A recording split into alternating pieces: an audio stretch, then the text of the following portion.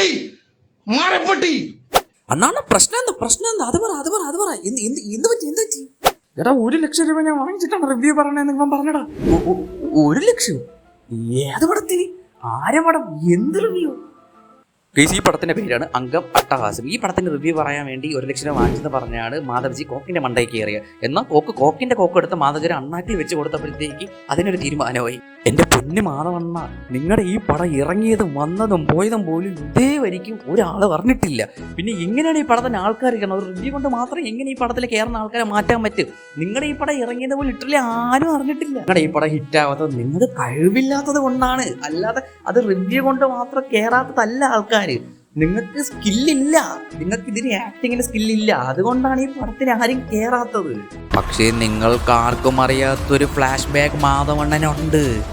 Messi, Neymar, Ronaldo ഇവരുടെ കൂടെ ചേർക്കപ്പെടേണ്ട പേര്, ഇന്ത്യൻ ഫുട്ബോളിനെ വേറെ ലെവലിൽ എത്തിക്കാൻ പ്രാപ്തിയുള്ള ഒരാൾ, one and only king Madhav G.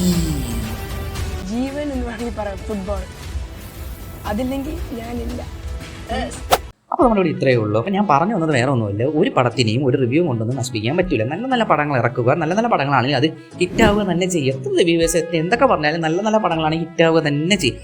അത് നിങ്ങൾ എപ്പോഴും മനസ്സിൽ വെച്ചിരിക്കുക.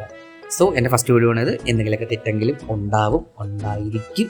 ജസ്റ്റ് ഒന്ന് അഡ്ജസ്റ്റ് ചെയ്ത് തന്നെ പോവുക. നമുക്ക് അടുത്ത വീഡിയോയിലെല്ലാം സെറ്റാക്കാം.